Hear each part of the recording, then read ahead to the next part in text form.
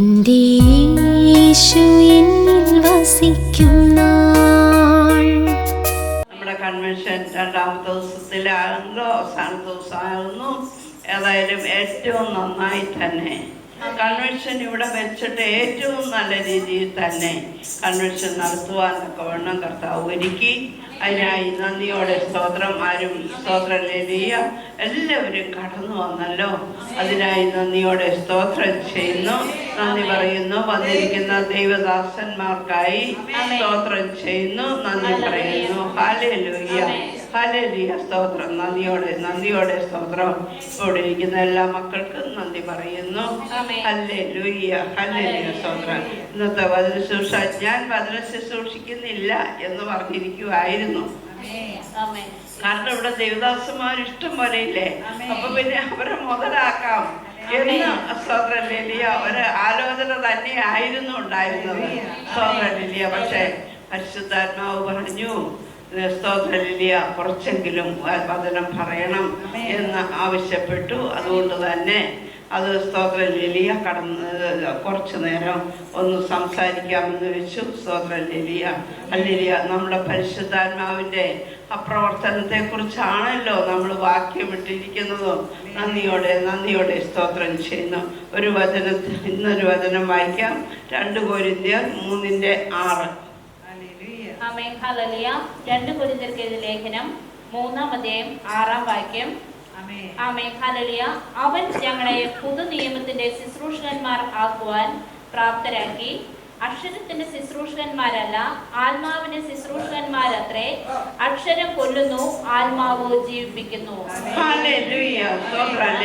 നന്ദിയോടെ സ്തോത്രം ചെയ്യുന്നു. യേശുവിന്റെ നാമത്തിൽ കർത്താവേ, ദൈവമേ സ്തോത്രം. അന്തരീക്ഷത്തിൽ ദൂതന്മാര് ഹല്ലേലൂയ ചുറ്റിക്കൊണ്ടിരിക്കുന്നതിനായി നന്ദിയോടെ സ്തോത്രം. നീ ഞങ്ങൾക്ക് തന്ന വാഗ്ദാനമാണ്, ഈ സഭ തുടങ്ങിയപ്പോൾ തന്ന വാഗ്ദാനമാണ്. ഇവിടെ ഒരു വചനം എടുക്കുമ്പോൾ തന്നെ ദൂതന്മാർ ആ വചനവുമായി ഭൂമിയുടെ അറ്റത്തോളം കടന്നു പോകുമെന്നുള്ള ധൈര്യമാണ് ഹല്ലേലൂയ തന്നിരിക്കുന്നത്. അതുകൊണ്ട് ഈ വചനവുമായി ദൂതന്മാര് ഭൂമിയുടെ അറ്റത്തോളം കടന്നു പോയിരിക്കാൻ സ്തോത്രം. അനേക ഭവനങ്ങൾക്ക് സ്തോത്രം ലേലിയ ഹല്ലേലൂയ സ്തോത്രം. ഇത് മനസ്സിലാക്കി കൊടുത്തതിനായി നന്ദിയോടെ സ്തോത്രം. സമാധാനവും സന്തോഷവും കൊടുത്തിരിക്കാൻ സ്തോത്രം.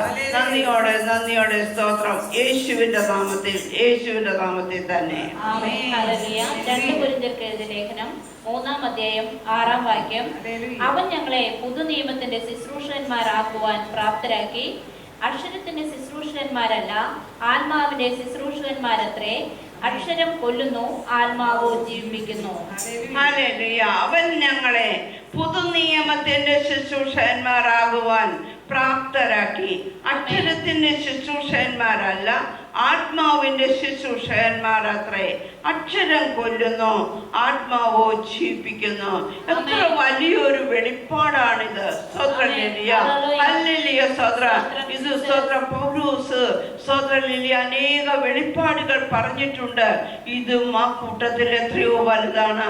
പൗലോസ് അക്ഷരത്തിൽ ജീവിച്ചു. സ്തോത്രം. ആത്മാവിൽ കയറിയതായ ഒരു മനുഷ്യനാണ്. സ്തോത്രം ലിലിയ, ഹല്ലേലൂയ സ്തോത്രം. തന്റെ ന്യായപ്രമാണം അനുസരിച്ചുള്ള ആ ജീവിതത്തില് ഹല്ലേലൂയ സ്തോത്രം ആ സ്തെഫാനോസിനെ കൊല്ലുവാനോ കൂട്ടുനിന്നു, ഒരു കൊലയാളിയായി കൂട്ടുനിന്നു എന്നുള്ളതാണ് സ്തോത്രം ലേലിയ. പൗലോസ് പക്ഷേ ആത്മാവിലേക്ക് കയറി കഴിഞ്ഞപ്പോൾ ഹല്ലേലൂയ ഹല്ലേലൂയ അവന് മനസ്സിലായി ഈ ന്യായപ്രമാണത്തേക്കാൾ എത്രയോ വലുതാണിതെന്ന് മനസ്സിലാക്കുകയും അവനത് മറ്റുള്ളവരെ പഠിപ്പിക്കുകയും താൻ തന്നെ ജീവൻ പ്രാപിച്ച് മറ്റുള്ളവരെ പഠിപ്പിക്കുവാൻ തക്കവണ്ണം മുന്നോട്ട് വന്ന ഒരു വ്യക്തിയാണ് പൗലോസ്. സ്തോത്രം. ഹല്ലേലൂയ ഹല്ലേലൂയ സ്തോത്രം ലേലിയ. മഹത്വത്തിന്റെ പ്രത്യാശയ ക്രിസ്തു നിങ്ങളുടെ ഉള്ളിൽ ജീവിക്കുന്നു എന്നാണ്. നമ്മൾ എവിടെ പോകുമ്പോഴും എന്ത് ചെയ്യുമ്പോഴും ആ ക്രിസ്തുവിനെ കൂടാതെ നമുക്കൊന്നും ചെയ്യുവാൻ സാധിക്കയില്ല എന്ന് മനസ്സിലാക്കിക്കൊണ്ട് വേണം എപ്പോഴും ജീവിക്കുവാൻ. ഹല്ലേലൂയ ഹല്ലേലൂയ സ്തോത്രം. നന്ദിയോടെ സ്തോത്രം ചെയ്യുന്നു. ഇവൻ സ്തോത്രം ലേലിയ പൗലോസ് ആത്മാവിനെ പ്രാപിച്ചു. പരിശുദ്ധാത്മാവിൽ നിറഞ്ഞു കഴിഞ്ഞപ്പോൾ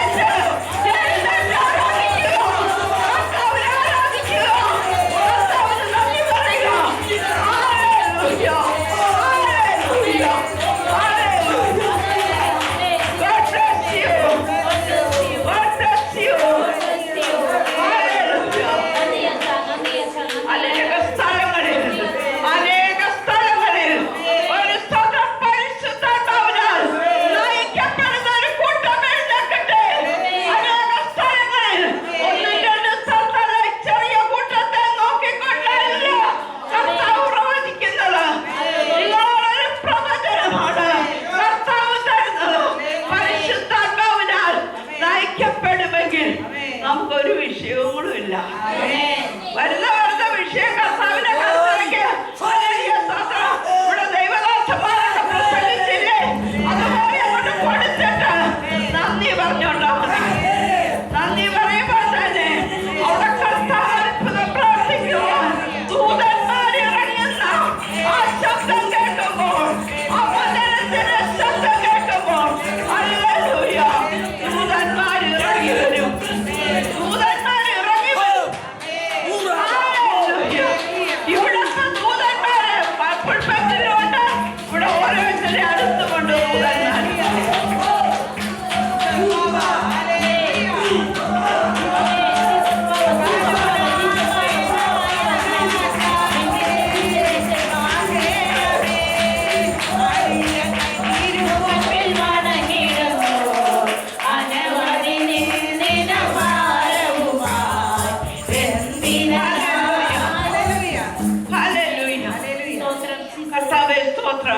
നന്ദിയോടെ സ്തോത്രം. അപ്പൊ നിങ്ങൾ വിചാരിക്കും ഒരു സ്ത്രീ എന്തുകൊണ്ട് ഇവിടെ ഒന്ന് പ്രസംഗിക്കുന്നു എന്ന്. ഹല്ലേലൂയ. ഇത് ദൈവമായിട്ടൊരു എൻകൗണ്ടറാ. ഒരു എൻകൗണ്ടർ ദൈവമായിട്ടുണ്ടായതാ. 2003 എൻകൗണ്ടറാണ്. എന്നെ ഏതെല്ലാം തരത്തിൽ കർത്താവ് പറഞ്ഞ് പഠിപ്പിച്ചെന്നറിയാമോ? ഹല്ലേലൂയ. കർത്താവേ, ഒരു ദൈവദാസനെ വിളിച്ചാ മതി. ഞാൻ അതിനു വേണ്ടി തന്നെയാ പ്രാർത്ഥിച്ചു ഉപവസിച്ചിരുന്നത്. ഇത് 7ാമത്തെ സഭയാ ഞാൻ പോകുന്നത്. ഓരോ സഭയും കയറി ഇറങ്ങി അവിടെ തെറ്റുകൾ കാണുമ്പോൾ, വലിയ തെറ്റൊന്നും അല്ല എങ്കിലും എഴുതി കൊടുക്കും രഹസ്യമായിട്ട്, ആരും അറിയാൻ പാടില്ല. അവരെ ദൈവം തെരഞ്ഞെടുത്തതാ. അവരെ നമുക്കവിടെ കൈകാര്യം ചെയ്യാൻ പാടില്ല. ഞാൻ രഹസ്യമായിട്ട് എഴുതി കൊടുക്കും. ഇന്ന കാര്യങ്ങൾ പരിശുദ്ധാത്മാവ് പറയുന്നു എന്ന്. കർത്താവേ, 68ാമത്തെ ദിവസം പ്രാർത്ഥനയിലിരുന്നു, ഉപവാസത്തിലിരുന്നു. ഞാൻ ജോലിക്ക് പോകുന്ന കാലഘട്ടമാണ്. ഞാൻ PWD ഓഫീസിലൊരു എഞ്ചിനീയർ ആയിരുന്നു. ജോലിക്ക് പോകുന്ന കാലഘട്ടമാണ്. പക്ഷെ ഇടയ്ക്കിടയ്ക്ക് സമയം കിട്ടുമ്പോഴെല്ലാം ഉപവസിക്കുകയും പ്രാർത്ഥിക്കുകയും ചെയ്തുകൊണ്ട്, അവന്റെ പേരെ ചെയ്യുകയും ചെയ്തുകൊണ്ടാണ്. അല്ല വെറുതെ ഇരുന്നുകൊണ്ടല്ല. എനിക്ക് ജോലിയുണ്ട്, എനിക്ക് കൂലിയുണ്ട് എന്നും പറഞ്ഞ് വെറുതെ ഇരുന്നോണ്ടല്ല. അവനെ കണ്ടുമുട്ടിയിട്ട് 33 വർഷമായി. അന്ന് തൊട്ട് അവന്റെ വേലയ്ക്ക് ഓടുക, അവന്റെ വേലയ്ക്ക് വേണ്ടി ഓടി നടക്കുന്ന ഒരാളാണ്. അപ്പോൾ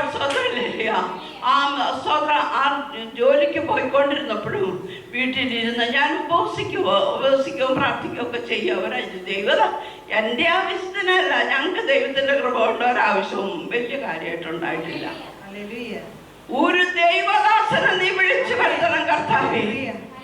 കർത്താവേ, നീ ഒരു ദാസനെ എടുക്കണം, ഞാൻ പിൻപറ്റാം. ഞാൻ എൻ്റെ സകല ജീവനും കൊടുത്ത് പിൻപറ്റിക്കോളാം അയാളെ. ഈ ആണ് വേണമെന്ന് നിർബന്ധമുണ്ടല്ലോ, പെണ്ണ് പറ്റൂലല്ലോ. അത് അമേരിക്കയിലൊക്കെ അല്ലേ പറ്റുള്ളൂ. ഓസ്ട്രേലിയയില് മേഴ്സി പാസ്റ്ററും മേരി പാസ്റ്ററും എബിൻ പാസ്റ്ററും ഒക്കെ ഉണ്ട്. പക്ഷെ ഇവിടെ പറ്റില്ല. ഈ കേരളത്തില്, ഇന്ത്യയിലും പറ്റൂല തോന്നുന്നു. ഞാൻ ചോദിച്ചിട്ടില്ല അധികം. ഹല്ലേലൂയ, സ്തോത്രം. അപ്പോൾ സ്തോത്രം, കർത്താവ് എന്നെ സ്തോത്രല്ലേലൂയ ഞങ്ങളുടെ വീട്ടിൽ നിന്ന് ജോലിക്കാരിയിലേക്ക് സ്തോത്രല്ലേലൂയ ആത്മാവായി ഇറങ്ങി വന്നു. അവളുടെ പ്രാർത്ഥനയും ജാഗരണങ്ങളും ഉപവാസവും എന്റെ ചെവിയിലെത്തിയിരിക്കുന്നു എന്ന് എന്റെ ആ കുട്ടിയോട് പറയാ. അത് കരിപോലെ കറുത്ത ഒരു കുട്ടിയാ. പക്ഷേ സിയോൻ പുത്രിയെ, ആരെയും കാണാൻ നിന്നെ ഞാൻ തെരഞ്ഞെടുത്തിരിക്കുന്നു. നീ എന്റെ സഭയെ നയിക്കുക. അയ്യോ കർത്താവേ, ഞാൻ കർത്താവിനോട് നോ എന്ന് ഒരിക്കലും പറഞ്ഞിട്ടില്ല. എന്റെ രക്ഷിക്കപ്പെട്ട കാലം തൊട്ട് 33 വർഷമായിട്ട് ഒരു നോയും കർത്താവിനോട് പറഞ്ഞിട്ടില്ല. ഹല്ലേലൂയ. ലീഡർമാരും പറയുന്നത് അക്ഷരം പ്രതി അനുസരിക്കും. എല്ലാം തെറ്റ് തോന്നിയാൽ എഴുതി രഹസ്യമായിട്ട് അവരുടെ കൈ കൊടുക്കും. പിന്നെ എന്തെങ്കിലും പ്രശ്നം വരുമ്പോഴാ അവിടെ കർത്താവിനോട് ഞാൻ മുട്ടുന്നത്. അപ്പോഴെന്നോട് പറഞ്ഞു, ആ കുട്ടി സ്വതന്ത്രിയ സിയോൻ പുത്രിയെ, സിയോൻ പുത്രിയെ എന്നെ വിളിച്ചിട്ട് സ്വതം ശുശ്രൂഷ നിന്നെ ഏൽപ്പിക്കുന്നു. ഒരു അലയോ ഇല്ല. പപ്പയാണെങ്കിൽ എതിരിട്ട് ഭയങ്കര ദേഷ്യമായിട്ട് നിൽക്കുന്ന കാലഘട്ടം. ഒരു സമാധാനവും ഇല്ല. ഇവിടെ പ്രാർത്ഥന അന്നുള്ള കൂട്ടത്തിൽ പ്രാർത്ഥനാമേ ഉള്ളൂ. അമ്മാജി രഹസ്യമായിട്ട് അങ്ങോട്ട് വീട്ടിലേക്ക് കയറി വരണമെങ്കിൽ അല്ലെങ്കിൽ പപ്പ എവിടെ ഉണ്ടോ എന്ന് നോക്കും. അല്ലെങ്കിൽ വഴക്കുണ്ടാക്കിയിട്ടില്ല എങ്കിലും പേടിയാ. അന്ന് ഇതുപോലെയൊന്നും അല്ല, ഇതിന്റെ ഇരട്ടി ആളുമായിട്ട് ഒരു വില്ലനായിട്ട് ഇരിക്കുമായിരുന്നു. പക്ഷേ ഹല്ലേലൂയ, അതിന്റെ രഹസ്യത്തിൽ കൂടി എന്നോട് കർത്താവ് നിന്റെ കൈ നീട്ട്. ഇത് ആണിന്റെ കൈയല്ല. സ്നാനപ്പെട്ട് കഴിഞ്ഞാൽ ആണും പെണ്ണുമില്ല.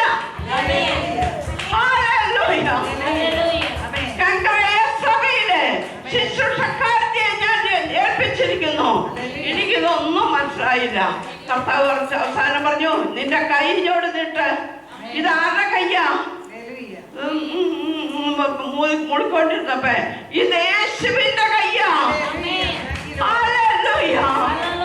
അതുകൊണ്ട് നീ ശുശ്രൂഷ ഒരുപാട് പറയാനുണ്ട്, എങ്കിലും സമയമില്ലല്ലോ. നമ്മള് അതിന്റെ കൂടെ ഈ സാക്ഷ്യം കൂടി ഒന്ന് പറയണമെന്ന് എനിക്ക് തോന്നി. എന്റെ പപ്പ 17 വർഷം പ്രാർത്ഥിച്ചപ്പോഴാണ് പപ്പ ഈ ശുശ്രൂഷയിലേക്ക് ഇറങ്ങിയത്. അതുവരെയും രഹസ്യമായി തന്നെ അല്ലെങ്കിൽ ഒരു എഞ്ചിനീയറായി ഞാൻ അല്ലെങ്കിൽ സ്വത്രം വസ്ത്രം പോലും ഉടുക്കാതെയാണ് ഈ ശുശ്രൂഷ ചെയ്തത്. ഓരോരുത്തർക്കും വീട് വെച്ച് കൊടുക്കല്, കിണർ കുത്തി കൊടുക്കല്, പൈപ്പ് എടുത്ത് കൊടുക്കുക, അതൊക്കെ തെറ്റാണെന്നാണോ പറയുന്നത്? അതൊക്കെ കഴിഞ്ഞിങ്ങോട്ട് കേറി വരാതെ ഒന്നും ഈ ശുശ്രൂഷ കിട്ടില്ല. നീ ഓടിച്ചെന്ന് പെട്ടെന്ന് ഒരു ശുശ്രൂഷ എടുക്കാന്നൊന്നും നിങ്ങൾ വിചാരിക്കരുത്.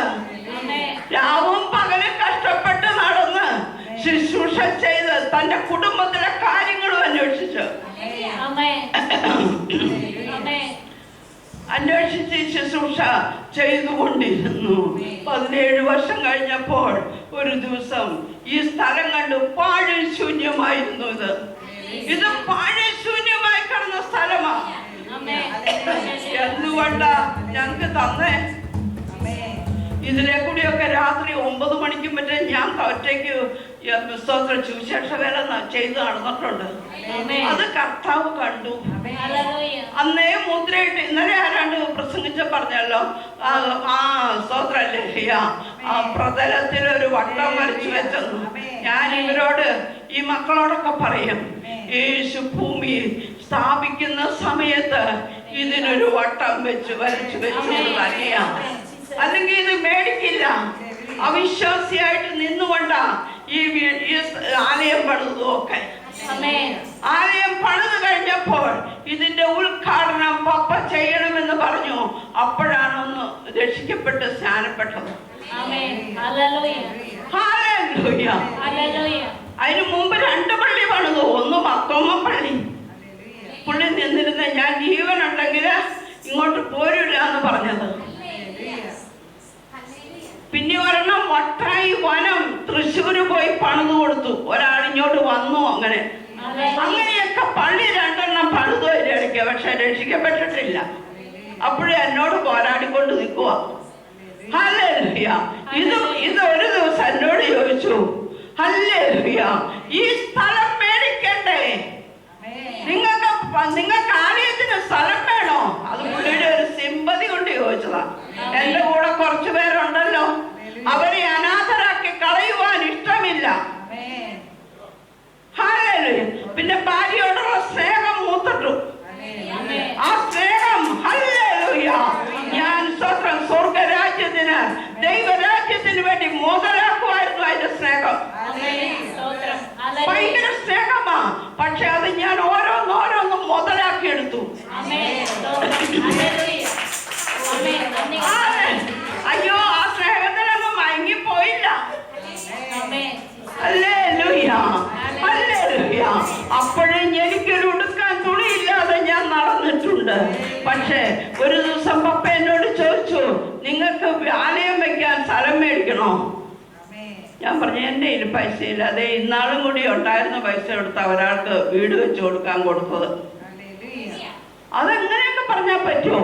അങ്ങനെ ഈ സ്ഥലം പപ്പയുടെ കയ്യിൽ നിന്ന് പൈസ എടുത്ത് മേടിച്ചു. അത് കഴിഞ്ഞ് ഈ ആലയൊക്കെ തുടങ്ങി കഴിഞ്ഞപ്പോഴാണ് മക്കളൊക്കെ പൈസ കൊണ്ടുവരാൻ തുടങ്ങിയത്. ഈ ആലയൊക്കെ പണിത് തുടങ്ങിയപ്പോൾ, പണി പകുതിയായപ്പോൾ എന്നോട് പറഞ്ഞു, അല്ലേലിയ പൈസ ഒന്നുമില്ല, ഇനി എന്ത് ചെയ്യും? ഞാൻ പറഞ്ഞു, അത് അവിടെ ഇത്രയാക്കി അങ്ങോട്ട് നമുക്ക് എങ്ങനെയെങ്കിലും ഒന്ന് ഒപ്പിച്ച് വിത്തേക്കൊന്നും വേണ്ട, നമുക്ക് ആരാധന തുടങ്ങാന്ന് പറഞ്ഞു. പപ്പ പറഞ്ഞു, എൻ്റെ കൊക്കില് മർത്തോമേന്ന് പോരുമില്ല എന്ന് പറഞ്ഞ അവളുടെ ശബ്ദം ചെയ്തു, എൻ്റെ കൊക്കില് ജീവനുണ്ടെങ്കിൽ അത് ഞാൻ തീർത്തിരിക്കും. കാരണം പുള്ളിക്ക് രാത്രിയിൽ ഒരു സ്വപ്നം കൊടുത്തു, ഇത് സ്വർഗത്തിന്റെ വാതിൽ തന്നെ, ഇത് സ്വർഗത്തിന്റെ വാതിൽ തന്നെ. ഇവിടെ ഒരു പ്രോമിസ് ഉണ്ട്, ആര് ഈ സ്ഥലത്ത് വന്നിട്ട് പോയാലും അവർക്ക് അനുഗ്രഹം കിട്ടും. എനിക്കൊന്നും കഴിവില്ല, പക്ഷേ ഇവിടെ വരുന്നവർക്ക് വേണ്ടി ഹല്ലേലൂയ ഞാൻ സൗഖ്യം കൊടുക്കും. ഇവിടെ ആരും വന്നിട്ട് പോയാലും പാസ്റ്റർ പറഞ്ഞല്ലോ, ഞാൻ വന്നിട്ട് പോയ എന്റെ സാക്ഷ്യം പറയാമെന്ന്. വലിയൊരു സാക്ഷ്യമായിരിക്കും. അതിന് ദൈവം മഹത്വമെടുക്കട്ടെ. ഹല്ലേലൂയ, ഹല്ലേലൂയ, സ്തോത്രം. അങ്ങനെ സ്തോത്രം. ഇത് ഇത്രയും പണിതാ മതി എന്ന് പറഞ്ഞപ്പോ പറഞ്ഞു, ഞാൻ എൻ്റെ വീട് പണയം വെച്ചിട്ട് ഇത് പണിയും. പക്ഷേ ആ വീട് മക്കൾക്ക് വേണ്ടി ഓസ്ട്രേലിയ പോകുവാൻ പണയം വെക്കുവാൻ അവർ ഒരുപാട് ചോദിച്ചു, പക്ഷെ കൊടുക്കില്ല. ഞാൻ തരില്ല എന്ന് പറഞ്ഞ് കഷ്ടം പിടിച്ചോണ്ടിരുന്ന ആ വീട് വാടകയ്ക്ക് പണയം വെച്ച് ഇത് പണിയാമെന്ന് വെച്ചു. അപ്പൊ ഞാൻ സ്വന്തം സ്നേഹാമ്മയോട് പറഞ്ഞു, പപ്പ ഇവിടുത്തെ ഒരു മെമ്പറാ, പപ്പ ഇങ്ങനെ പറയുന്നല്ലോ സ്നേഹാമ്മേ, അങ്ങനെ ചെയ്യാമെന്ന് ഓർക്കുവാന്ന്.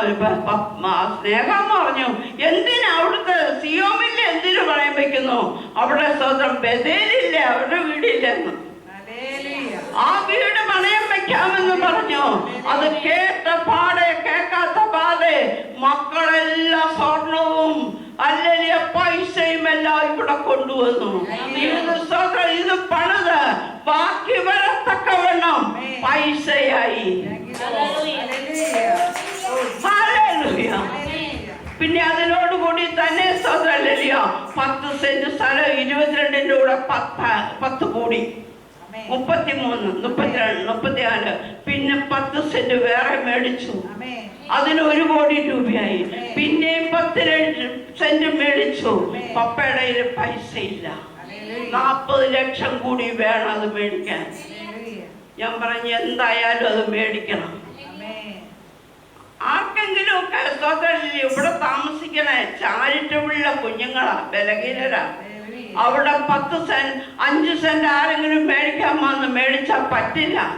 അതുകൊണ്ട് പപ്പ അത് മേടിക്കണം. ആ രൂപ പപ്പ തന്നെ ഇട്ട് അത് മേടിച്ചു. അത് ട്രസ്റ്റിനാ, അല്ലാതെ ഞങ്ങളുടെ മക്കൾക്കോ ഞങ്ങൾക്കോ അല്ല, ട്രസ്റ്റിന് വേണ്ടിയിട്ടാ. എഴുതി കൊടുത്ത് കഴിഞ്ഞു. ഇനി വല്ലതും ഉണ്ടെങ്കിൽ ഞങ്ങൾ ട്രസ്റ്റിനെ കൊടുക്കുള്ളൂ. ഞങ്ങളുടെ മക്കൾ 2 പേരും ഓസ്ട്രേലിയയിലാ. അവർക്ക് ഇതിന്റെ ഒന്നും ആവശ്യമില്ല. ആവശ്യമുണ്ടെന്ന് പറഞ്ഞാലും കൊടുക്കൂല.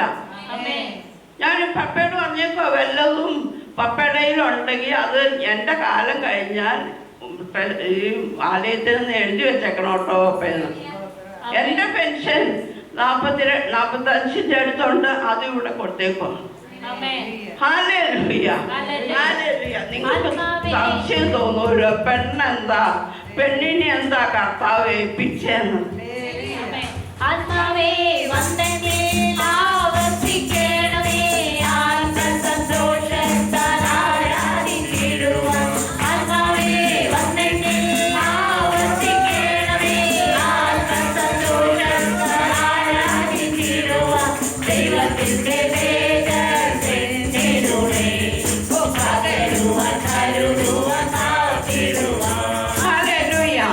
അങ്ങനെ പല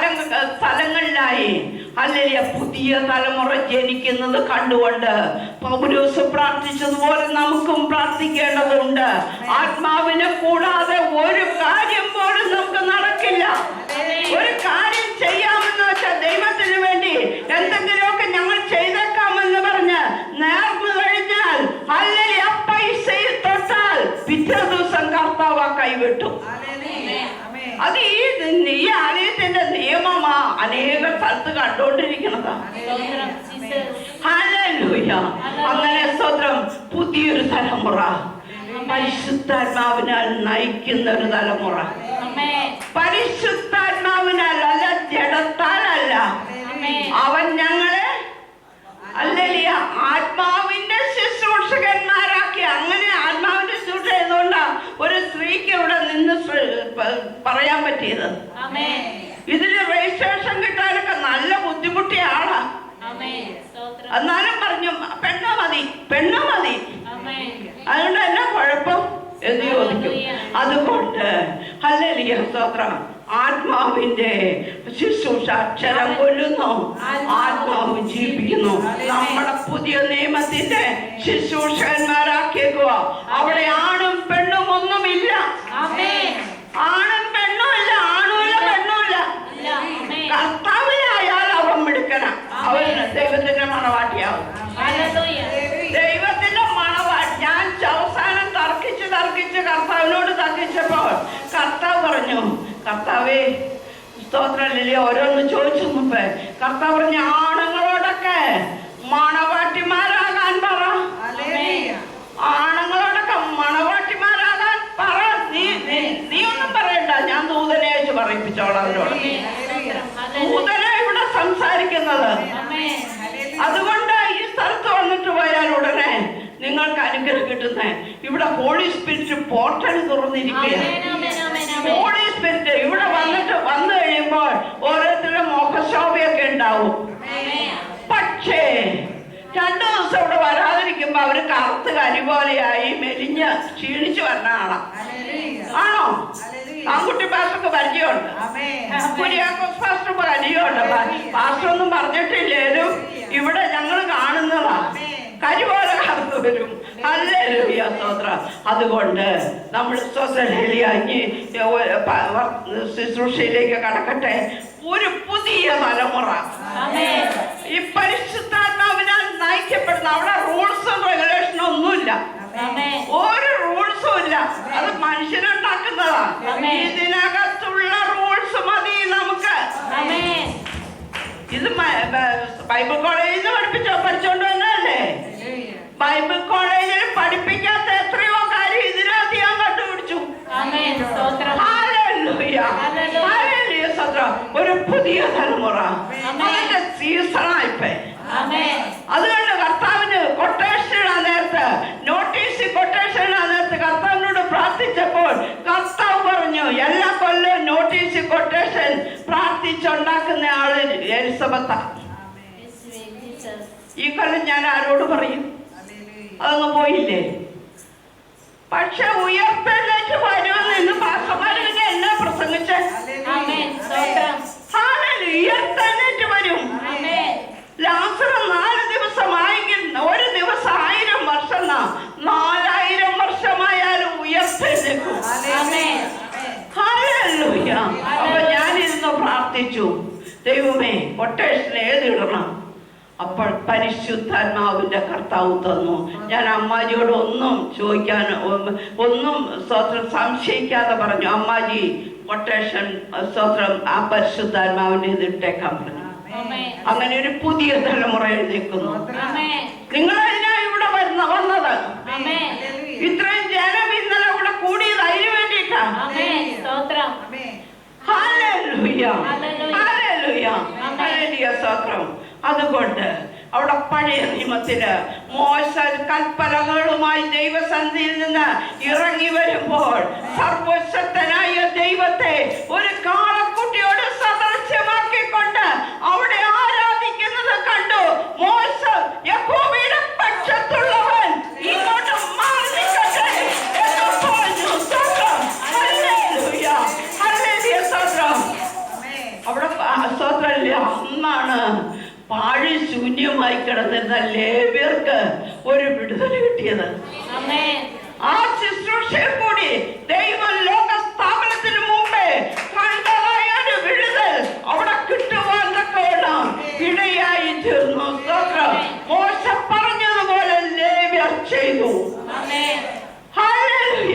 അന്ന് 3000 പേര് പട്ടുപോയി.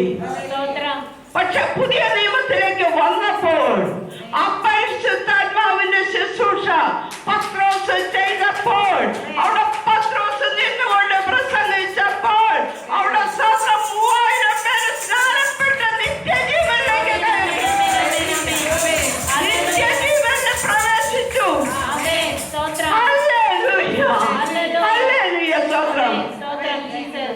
ഒരു സ്തോത്രം. നമ്മൾ ഇവിടെ ഇരിക്കുന്ന എല്ലാ മക്കളും ഒന്നാലോചിച്ചു നോക്കണം.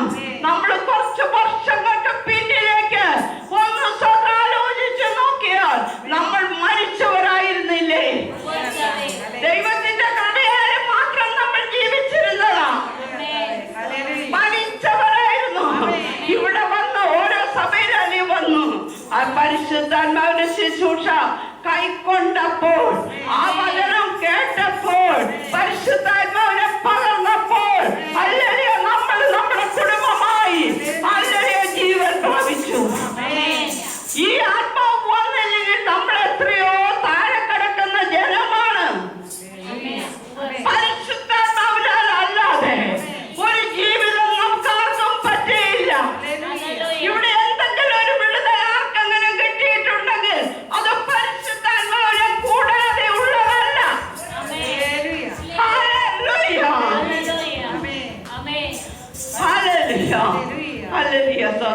നമ്മുടെ അകത്ത് പരിശുദ്ധാത്മാവ് വന്നപ്പോഴാ നമുക്കും കുടുംബത്തിനും ജീവൻ വെച്ചത്. എന്റെ ഭാര്യ പാഴ് ശൂന്യമായിരുന്നു, എന്റെ കൊച്ചു പാഴ് ശൂന്യമായിരുന്നു, എന്റെ മക്കളുടെ പഠിത്തം പാഴ് ശൂന്യമായിരുന്നു, എന്റെ ജോലി പാഴ് ശൂന്യവുമായിരുന്നു, എന്റെ ഹെൽത്ത് പാഴ് ശൂന്യവുമായിരുന്നു. പക്ഷെ കർത്താവ് പരിവർത്തിച്ചപ്പോൾ ഭൂമി പാഴ് ശൂന്യവുമായിരുന്നു. പക്ഷേ അവിടെ വെള്ളത്തിന്റെ മീതെ പരിവർത്തിച്ച പരിശുദ്ധാത്മാവ്.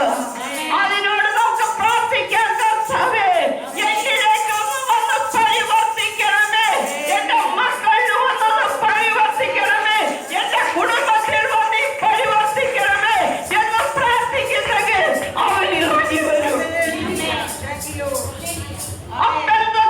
നാളിൽ ഇറങ്ങി വന്ന പരിശുദ്ധാത്മാവ് എന്നെ നിറഞ്ഞ് കവിഞ്ഞ് ഒഴുകുന്ന പരിശുദ്ധാത്മാവ്, അത് നമ്മൾ ഓരോരുത്തരിലേക്കൊന്ന് വരട്ടെ എന്ന് നമുക്ക് പ്രാർത്ഥിക്കാം. നമ്മളെ ആരെങ്കിലും ഒന്ന് വഴക്ക് പറഞ്ഞാൽ അത് സഹിക്കാം. ഇനി നിങ്ങൾ മേലെ കാണരുതെന്ന് പറഞ്ഞാൽ അത് സഹിക്കാം. അതും പറഞ്ഞോണ്ട് നടക്കാൻ ഒരു ദൈവപൈതലിന് അവകാശമില്ല. ഞാൻ പോയ പല സഭകളിലും നിങ്ങൾ ഇങ്ങോട്ട് കയറരുത്, നിങ്ങളുടെ മുഖം കണ്ടുപോകരുത് എന്ന് പറഞ്ഞിട്ടും അങ്ങോട്ട് തന്നെ ചിരിച്ചോണ്ടി വന്നു. അങ്ങോട്ട് തന്നെ ചിരിച്ച എന്താ മൂളരവിടെ കിടക്കും. നമുക്ക് നമ്മുടെ കാര്യല്ലേ കാര്യം. അന്ന് ഇത്ര നിത്യജീവനെ കുറിച്ചൊന്നും അറിയില്ല. മക്കള് പഠിക്കണം, നമുക്ക് വീട്ടിൽ എന്തെങ്കിലുമൊക്കെ ഒരു സ്വതന്ത്രല്ലേ, പിന്നെ വേറെ ആർക്കെങ്കിലും ഒരു വീട് വെക്കണം. ഇതൊരു ജ്വരമായിരുന്നു. കിണർ കുത്തണം, ഇലക്ട്രിസിറ്റി എടുക്കണം, പൈപ്പ് എടുക്കണം. തുടങ്ങുമ്പോ തന്നെ ആരെങ്കിലും ഒക്കെ വരുന്നേ, ഒന്ന് തുടങ്ങാൻ ആളില്ലാത്ത സഹായവുമായിട്ട് ആളുകൾ വരും. ഒരു വീട് വെക്കാൻ സഹായം ചോദിക്കുമ്പോ 25 രൂപ എന്നെ തന്നിട്ടുണ്ട് ഓരോരുത്തര്, എഞ്ചിനീയേഴ്സ്. കർത്താവേ സ്തോത്രം, ഹല്ലേലൂയ, ഹല്ലേലൂയ സ്തോത്രം. അതുകൊണ്ടൊരു പുതിയ തലമുറ, ഒരു പുതിയ സമയമൊക്കെ പോയി, സമയമൊക്കെ പോയി. എങ്കിലും ഇത് പറഞ്ഞില്ലെങ്കിൽ ഹല്ലേലൂയ സ്തോത്രം. കർത്താവ് പറഞ്ഞു ഇത് പറഞ്ഞിട്ട് വിട്ടാ മതി. ഇവിടെ ദൈവദാസന്മാരല്ലേ വന്നേക്കണേ. അവര് കേക്കട്ടെ. അല്ലെങ്കിൽ പെണ്ണെന്നും പറഞ്ഞോണ്ട് അല്ലെങ്കിൽ ആരാണ്ട് നോട്ടീസില് ആരാണ്ട് നോട്ടീസ് എടുത്ത് നോക്കിയിട്ട് സിയോ പുത്രി ആന്റണിയും ഇത് മനുഷ്യനാൽ എഴുതിയ എഴുത്തല്ല, ഇത് കർത്താവിനാൽ എഴുതിയതാ. എഴുതിയ അടിച്ച ആളിതാ, നോട്ടീസ് അടിച്ച ആള്. അയാൾക്കങ്ങ് മാറ്റാൻ പാടില്ലായിരുന്നു. അത് അവര് ഇത് കണ്ടപ്പോ തന്നെ 10 പേര് വരാന്ന് പറഞ്ഞു. അവര് വരൂല്ലെന്ന് പറഞ്ഞു. ഞാൻ പറഞ്ഞു അയ്യോ ഇത് നോഹയുടെ കാലഘട്ടാട്ടോ. നോഹ തന്നെയായിപ്പോയത് എന്തുകൊണ്ടാ? വചനത്തെ മുറുകെ പിടിച്ചത് കൊണ്ടാ. ഏത് വചനം? ദൈവം പറഞ്ഞ വചനം. ഹല്ലേലൂയ, ഹല്ലേലൂയ, സ്തോത്രം, ഹല്ലേലൂയ. അങ്ങനെ പത്രോസ് ഹല്ലേലൂയ സ്തോത്രം അവിടെ പ്രസംഗിച്ചു. 3000 പേര് അവിടെ നിത്യജീവന അവകാശികളായി തീർന്നു. പരിശുദ്ധാത്മാവ് അവരുടെ ഉള്ളിലേക്ക് വന്നു. 2 പത്രോസ് 1:3 വായിച്ചേ. 2 പത്രോസ് ഹല്ലേലൂയ 1:3 ഹല്ലേലൂയ. തന്റെ മഹത്വത്താലും വീര്യത്താലും നമ്മെ വിളിച്ചവന്റെ പരിജ്ഞാനത്താൽ അവന്റെ ദിവ്യശക്തി ജീവനും ഭക്തിക്കും വേണ്ടിയതൊക്കെയും നമുക്ക് ദാനം ചെയ്തിരിക്കുന്നുവല്ലോ. ഹല്ലേലൂയ. 2 പത്രോസ് 1:3 പറയുന്നത് എന്താണ്? മോളിന്ന് പറയും. മോളിന്ന് പറയുമ്പോ ഞാൻ നിർത്തിക്കൊള്ളാട്ടോ. അല്ലേ പാസ്റ്റർ പറഞ്ഞു 3 നിർത്തണമെന്ന്. മോളിന്ന് പറയുമ്പോഴേ എന്നെ കേട്ടിട്ടുണ്ടായിരുന്നു ഇങ്ങോട്ട്. ഇനിയിപ്പോ കർത്താവിന്റെ കസ്റ്റഡിയില്ല, ആത്മാവിന്റെ കസ്റ്റഡിയില്ല. തന്റെ മഹത്വത്താലും വീര്യത്താലും നമ്മെ വിളിച്ചവന്റെ പരിജ്ഞാനത്താൽ അവന്റെ ദിവ്യശക്തി ജീവനും ഭക്തിക്കും വേണ്ടിയത് ഒക്കെയും നമുക്ക് ദാനം ചെയ്തിരിക്കുന്നുവല്ലോ. ഈ ദിവ്യശക്തിക്കുള്ളില് ഈ പരിശുദ്ധാത്മാവിന്റെ ഉള്ളിലാ നമ്മുടെ അനുഗ്രഹം മുഴുവനിക്കണേ. ആമേൻ. ഈ ദിവ്യശക്തിയുമായി ഒരു കണക്ഷൻ കൊടുക്കുക നിങ്ങള്. ആമേൻ. ദൈവവുമായിട്ടൊരു കണക്ഷൻ കൊടുക്കുക ദിവ്യശക്തിക്ക്. നീ ആയിരിക്കുന്ന ജോലി സ്ഥലത്ത് സ്വസ്ഥത കിട്ടും. നീ പഠിക്കുന്ന പഠിത്തത്തിലെല്ലാം നീ ജയിക്കും. നല്ല മാർക്കുണ്ടാകും. അതിനാരും പറയാൻ നടക്കണ്ട, ആരോടും പരാതി പറയണ്ട. അതുകൊണ്ട് ആ ദിവ്യശക്തിയുമായിട്ട് തന്റെ മഹത്വത്താലും വീര്യത്താലും നമ്മെ വിളിച്ചവന്റെ പരിജ്ഞാനത്താലാ ഇത് നേടിയെടുത്തത്. പരിജ്ഞാനത്താൽ പരിജ്ഞാനത്താലാ ദിവ്യശക്തി. ദിവ്യശക്തി വർക്ക് ചെയ്യുന്നില്ലെങ്കിൽ കറണ്ട് പോയാൽ നിങ്ങൾ ഓർത്തുകൊള്ളുക, അതിന്റെ ഫ്യൂസ് പോയിട്ടുണ്ട്. ഫ്യൂസ് കെട്ടണം. നമ്മളിരുന്നോട് പ്രാർത്ഥിച്ചിരിക്കുക, കർത്താവേ സ്തോത്രം, ഹല്ലേലൂയ, എന്റെ കാര്യങ്ങളൊക്കെ നടക്കണേ, എന്റെ കൊച്ചു ജയിക്കണേ, എന്റെ ജോലി കിട്ടണേ, എന്റെ വീട്ടില് സുഖം കിട്ടണേ എന്ന് പ്രാർത്ഥിച്ചുകൊണ്ടിരിക്കുക. പക്ഷെ ഫ്യൂസ് പോയി കിടക്കുക. ആ ദിവ്യശക്തിയുമായിട്ട് ഒരു കണക്ഷൻ ഉണ്ടാവട്ടെ. ആ കണക്ഷൻ ഉണ്ടായ അപ്പൊ തന്നെ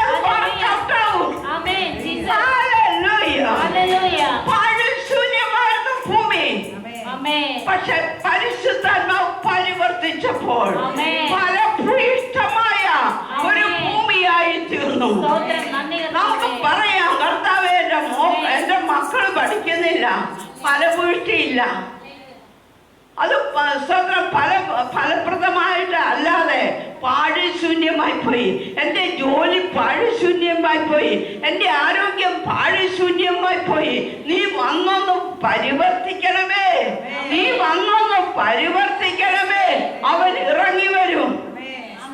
ഹല്ലേലൂയ, ഹല്ലേലൂയ, സ്തോത്രം. വെള്ളത്തിൻ മീതെ പരിവർത്തിച്ച ദൈവത്തിനാത്മാവേ, പരിശുദ്ധാത്മാവേ. ഹല്ലേലൂയ, ഹല്ലേലൂയ, സ്തോത്രം.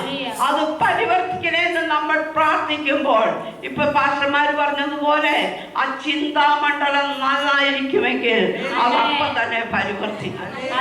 കല്ലാരാ മാറ്റിയത്? ലാസറിന്റെ കല്ല്, കല്ലറവാതുക്കല്ല കല്ലാരാ മാറ്റിയത്? യേശുവിന്റെ കല്ലറവാതുക്കല്ല കല്ലാരാ മാറ്റിയത്? നീ ചിന്തിക്കണ്ട, അയ്യോ പെണ്ണിന്റെ ശുശ്രൂഷയാണല്ലോ, അതങ്ങനെയാണല്ലോ, ഇങ്ങനെയാണല്ലോ എന്ന് നീ ചിന്തിക്കണ്ട. സ്വർഗത്തിലെ ദൈവം ഒരു മാസ്റ്റർ പ്ലാൻ ഇട്ട് തെരഞ്ഞെടുത്തതാ. ആരെങ്കിലും ഇതിനോട് കളിച്ചാൽ കളി വേറെയാ. സ്തോത്രം. ഞാൻ ചിന്തിച്ചത് തന്നുള്ള ശുശ്രൂഷയല്ല. ഹല്ലേലൂയ. ഹല്ലേലൂയ. ഹല്ലേലൂയ. ആമേൻ. ഇത് നമ്മൾ സ്വതന്ത്രയ പ്രാർത്ഥിക്കണം. എന്റെ ദൈവമേ, എന്റെ സഭയിൽ നീ പരിവർത്തിക്കണമേ, എന്റെ സഭകളിൽ പരിവർത്തിക്കണമേ, ദേശത്ത് പരിവർത്തിക്കണമേ, ദേശങ്ങളിൽ പരിവർത്തിക്കണമേ എന്ന് പറഞ്ഞ് പ്രാർത്ഥിക്കുമ്പോൾ അനുഗ്രഹം നമുക്ക് കിട്ടും. അനുഗ്രഹം നമുക്ക് തന്നെ വന്ന് ചേരും. ഹല്ലേലൂയ. പെന്തക്കോസ്തിൽ ശക്തിയോടെ ഇറങ്ങിയ പരിശുദ്ധാത്മാവ് എന്റെ മേലെന്ന് ശക്തിയോടെ ഇറങ്ങി പരിവർത്തിക്കണമേ എന്ന് നമുക്ക് പ്രാർത്ഥിക്കാം. ഹല്ലേലൂയ. ഹല്ലേലൂയ. സ്തോത്രം.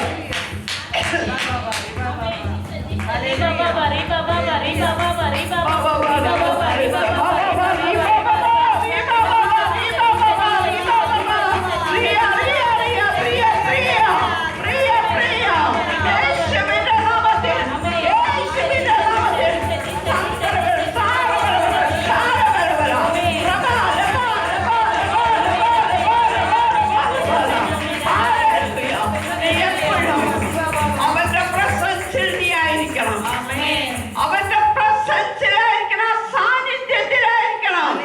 ആ സാന്നിധ്യം ഉണ്ടോ? നിനക്ക് സ്വസ്ഥതയുണ്ട്. എന്റെ സാന്നിധ്യം നിന്നോടുകൂടി പോരാ, നിനക്ക് സ്വസ്ഥത കൽപ്പിക്കുമെന്ന് മോശയോട് പറഞ്ഞത്. അബ്രഹാമിനെ വിളിച്ചിട്ട് കർത്താവ് ചോദിച്ചു. 13 വർഷം അബ്രഹാം മാറി നിന്നു.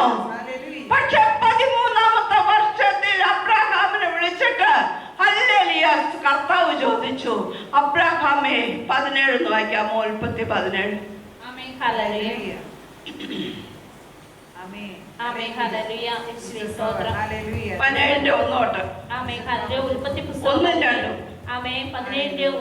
വചനങ്ങൾ. അബ്രഹാമിന് 99 വയസ്സായപ്പോൾ യഹോവ അബ്രഹാമിന് പ്രത്യക്ഷനായി അവനോട്, ഞാൻ സർവശക്തിയുള്ള ദൈവമാകുന്നു, നീ എന്റെ മുമ്പാകെ നിഷ്കളങ്കനായിരിക്ക, എനിക്കും നിനക്കും മധ്യേ ഞാൻ എന്റെ നിയമം സ്ഥാപിക്കും, നിന്നെ അധികമധികമായി വർദ്ധിപ്പിക്കുമെന്ന് അരുളി ചെയ്തു. ഒരു വർധനവുണ്ടാവും അവിടെ. ആ സാന്നിധ്യത്തിനകത്തെ വർദ്ധിക്കാൻ പറ്റുള്ളൂ. ഇപ്പൊ അബ്രഹാമിനോട് പറഞ്ഞ എന്താ? അബ്രഹാമേ, അല്ലെ 99 വയസ്സായി, 86 വയസ്സ് കഴിഞ്ഞതിന് ശേഷം അബ്രഹാമിനോട് കർത്താവ് സംസാരിച്ചതായി ഞാൻ രേഖകളിൽ കണ്ടിട്ടില്ല. അവര് പറഞ്ഞോ ഇവര് പറഞ്ഞോന്ന് എനിക്കറിയില്ല കേട്ടോ. എനിക്കറിയാവുന്ന ഇതേ ഉള്ളൂ. എനിക്ക് ബൈബിൾ കോളേജിലെ പഠിത്തമില്ല, ഇതിനകത്തില്ല. 13 വർഷം കഴിഞ്ഞിട്ട് വിളിച്ചിട്ട് പറഞ്ഞു, നീ എന്റെ മുമ്പാകെ ആയിരിക്ക, നീ എന്റെ സാന്നിധ്യത്തിലായിരിക്ക, നീ എന്റെ പ്രസൻസിലായിരിക്ക. അപ്പൊ എവിടെയോ പോയല്ലോ അബ്രഹാം, എവിടെയോ മാറിപ്പോയില്ലേ? അവന്റെ വിളിയിൽ നിന്ന് പോയില്ലേ? നിഷ്കളങ്കനായിരിക്കാൻ പറഞ്ഞു. അപ്പൊ നിഷ്കളങ്കനെ വിട്ടുപോയി. ജനത്തെ കണ്ടേ, ആ പെണ്ണിനെ കണ്ട് മോഹിച്ചു പോയി. ഹാഗാറിനെ കണ്ട്, ഞാൻ വിളിച്ച ആള് ഒരാളുടെ വാക്ക് കേട്ട്, സാറയുടെ വാക്ക് കേട്ട് ഹാഗാറിനെ പ്രാപിച്ചു. ഹല്ലേലൂയ. അങ്ങനെ പല പെണ്ണുങ്ങളെ കാണും, അതൊന്നും പ്രാപിക്കാനുള്ളതല്ല നീ. ഹല്ലേലൂയ. നിന്നെ ഞാൻ വിളിച്ചതാ. പക്ഷെ നീ ഒന്ന് മറക്കും, ഒരു കൊച്ചായില്ലോ. വാറ്റത്വം ചെയ്ത കുട്ടിയല്ലെങ്കിൽ ഇതൊരു വേറെ കൊച്ചല്ലേ, എന്നാലും ആയില്ലോ എന്നോർത്ത് നീ സന്തോഷിച്ചിരിക്കും. പക്ഷേ ഞാൻ മറക്കില്ല. സ്വർഗം ഇളകി നിന്നെ വിളിച്ചതാ. നിന്നെ കുറിച്ച് പല മാസ്റ്റർ പ്ലാനും ഉണ്ട്. നീ സത്ര ഉടമ്പടി ചെയ്യുമ്പോൾ ഞാൻ സ്വീകരിച്ചിരുന്നു. ഇപ്പോഴൊരു നിയമം നീ ചെയ്യ. നിന്റെ ശരീരവുമായിട്ട് എനിക്കൊരു നിയമം ചെയ്യാണ്ട്. 2 തരം ആളുകളുണ്ട്. ഒന്ന് ആസ്വദല്ലേ പരിശോധന ചെയ്തവര്, അല്ലാത്തവരൊക്കെ അഗ്രചർമ്മികളും. ഇന്ന് അതുപോലെയാ. പരിശുദ്ധാത്മാവ് കിട്ടിയവരൊരു കൂട്ടം, ഒക്കെ അതിനെ പുച്ഛിച്ച് നടക്കുന്ന വേറൊരു കൂട്ടം. അവരൊക്കെ വിട്ടേക്കുന്ന ഞാൻ പറയുന്നത്. അവരൊക്കെ വിട്ട് പത്രോസ് ഒന്നുകൂടി ചിന്തിച്ച് പുതിയ നിയമസഭയിലേക്ക് വന്നപ്പോൾ പത്രോസ് ഒന്നുകൂടി ചിന്തിച്ചിട്ട്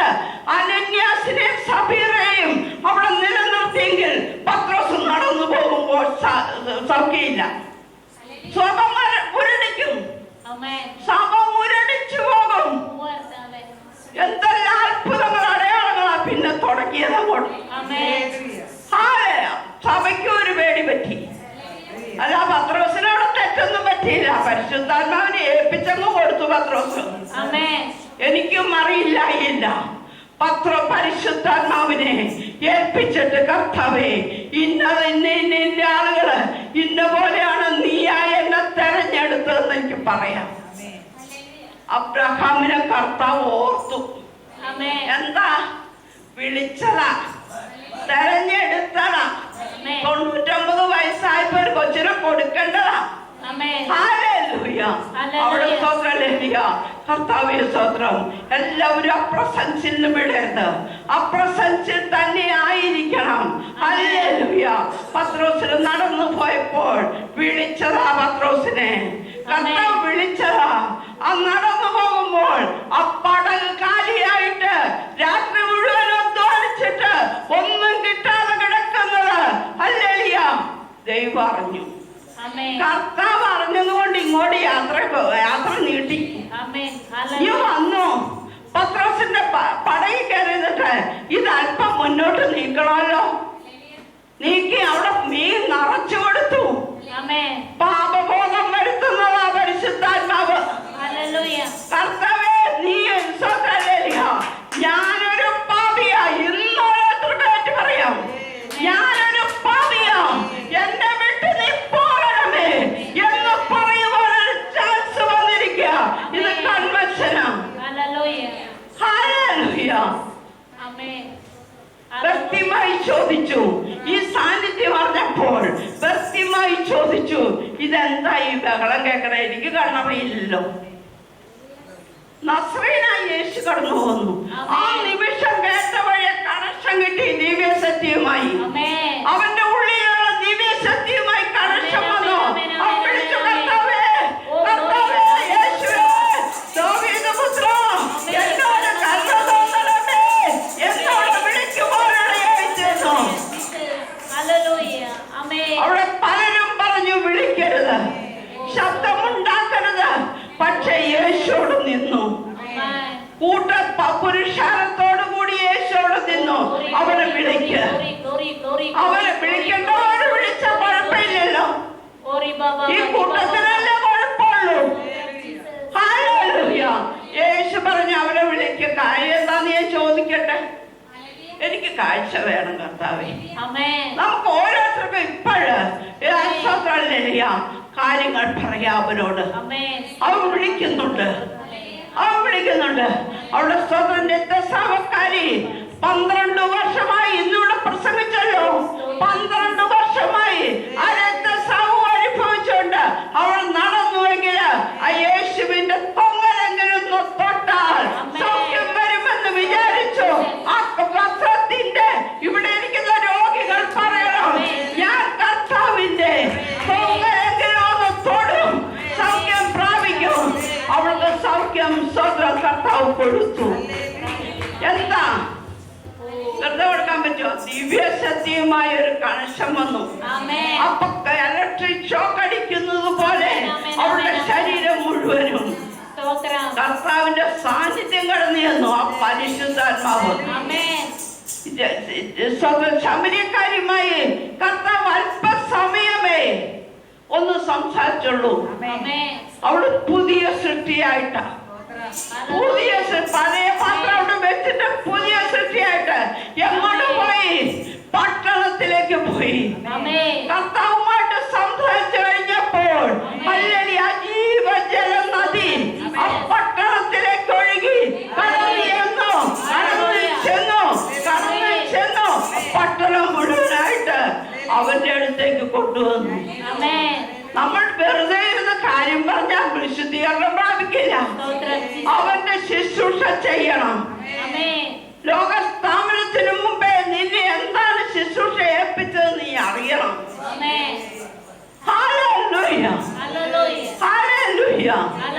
കർത്താവേ സ്തോത്രം. നമുക്ക് പരിശുദ്ധാത്മാ രക്ഷയിലേക്ക് വന്നു കഴിഞ്ഞാൽ നമുക്കൊരാഗ്രഹം വേണം. ദൈവമേ, എനിക്കൊരാഗ്രഹമുണ്ട്, എനിക്ക് വളരണം. 1000 മുഴം നരിയാണിയോളമായി നമ്മൾ ഇരുന്നാൽ പോരാ. ഒന്നാമത്തെ അളവളന്നു, രണ്ടാമത്തെ അളവളന്നു. നീ ഉപവസിക്കുകയും പ്രാർത്ഥിക്കുകയും ചെയ്യുമ്പോൾ നീ മുട്ടോളമാകും. പിന്നെ നീ ശുശ്രൂഷയിലേക്ക് കിടക്കുമ്പോൾ അരയോളമാകും. പിന്നെ ശുശ്രൂഷിച്ച് വരുമ്പോൾ അല്ലെങ്കിൽ നീതിയിട്ടല്ലാതെ കടപ്പാൻ വഹിയാത്ത ഒരവസ്ഥയിലെത്തും. അവസ്ഥയിൽ എല്ലാവർക്കും വരട്ടെ, എല്ലാവർക്കും അവസ്ഥ വരട്ടെ.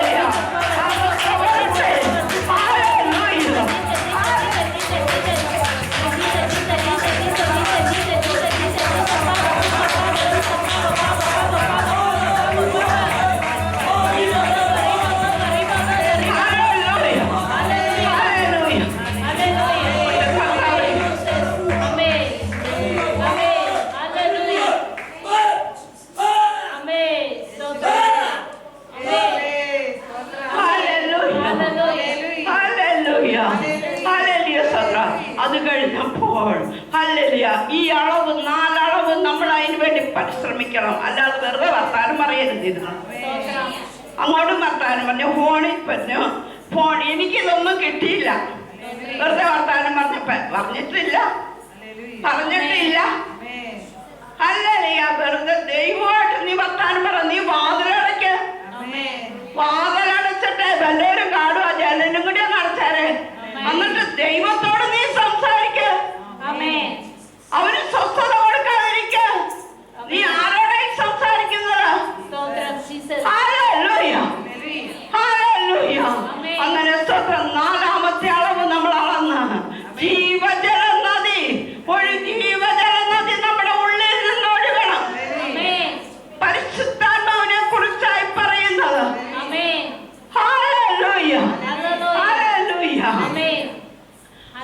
രാപകൽ നീ ധ്യാനിച്ചോണ്ട്. ഇപ്പൊ 5 മിനിറ്റും കൂടിയേ ഞാൻ പറയുള്ളൂ. പക്ഷെ ശ്രദ്ധിച്ചിരുന്നാൽ നിങ്ങൾക്ക് നല്ലത്. രാപകൽ വചനം ധ്യാനിച്ചുകൊണ്ട് നടന്നാൽ അത് ആത്മാവായി നമുക്ക് കർത്താവ് തരും. യോഹന്നാൻ 6:63 എന്താ പറയുന്നത്? വചനം ആത്മാവും ജീവനുമാകുന്നു. രാപകൽ നീ വചനം ധ്യാനിക്കണം. അപ്പൊ നിന്റെ കാര്യങ്ങളും നടക്കും. ആ വചനം ചെന്ന് നിന്റെ കാര്യവും നടക്കും.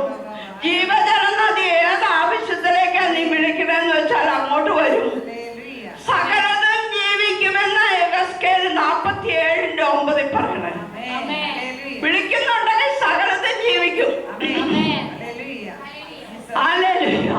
1:3 സങ്കീർത്തനത്തില് പറയുന്ന അവൻ ചെയ്യുന്നതൊക്കെ സാധിക്കും. അവൻ രാവകൽ ധ്യാനിച്ചിട്ടല്ലേ. ഈ വചനമാണ് നമ്മളെ ജീവിപ്പിക്കുന്നത്. ആത്മാവിനെ കൂടാതെ വചനം പറഞ്ഞവരുടെ യോശുവയ്ക്ക് വളരെ കാര്യങ്ങളുണ്ടായിരുന്നു. അനേകം ജാതികളെ കീഴടക്കുവാനുണ്ടായിരുന്നു. യെരിക്കോ കോട്ട പിടിക്കുവാനുണ്ടായിരുന്നു. യോർദാനെ കടന്നക്കരയ്ക്ക് പോകേണ്ടതുണ്ടായിരുന്നു. പക്ഷേ അവനോട് ദൈവം പറഞ്ഞു, നീ രാപകൽ ന്യായപ്രമാണത്തിൽ ധ്യാനിക്കുക.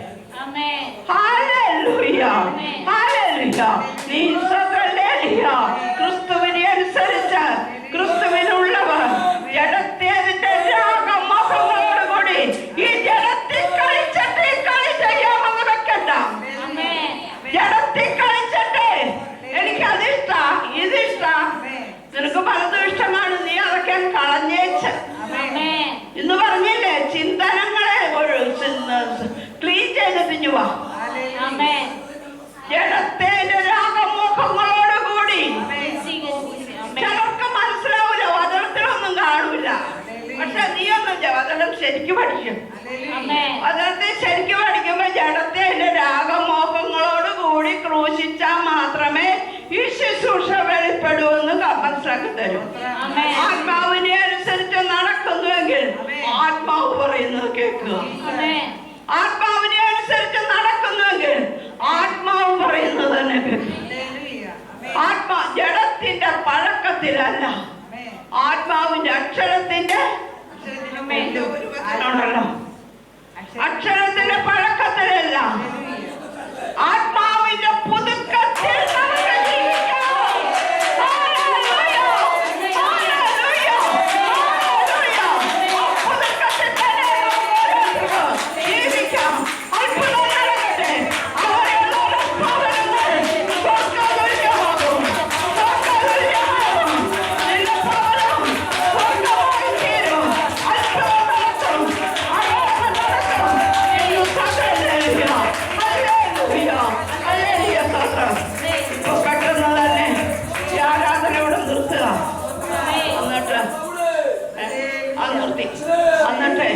ഹല്ലേലൂയ. രോഗികളെല്ലാം അതാത് സ്ഥാനങ്ങളിൽ കൈവയ്ക്കണം. എവിടെയാണ് രോഗമുള്ളത് എല്ലാം ഹല്ലേലൂയ. ആ രോഗമുള്ളിടത്ത് കൈവച്ചാൽ ഇപ്പോൾ ഹല്ലേലൂയ. കർത്താവേ, രോഗികളായിരിക്കുന്ന എല്ലാ മക്കൾക്കും വേണ്ടി ഞാൻ പ്രാർത്ഥിക്കുന്നു. യേശുവിന്റെ നാമത്തിൽ പ്രാർത്ഥിക്കുന്നു. ഓരോ മക്കളുടെ ആഗ്രഹങ്ങൾ എന്തോ അത് നടത്തുവാൻ നീ മതിയായ ദൈവമാകുന്നു കർത്താവേ. അവിടുന്ന് ഹല്ലേലൂയ രക്ഷ കൊടുക്കുവാൻ മതിയായ ദൈവമാണ്. ഹാർട്ടിന് അസുഖങ്ങൾ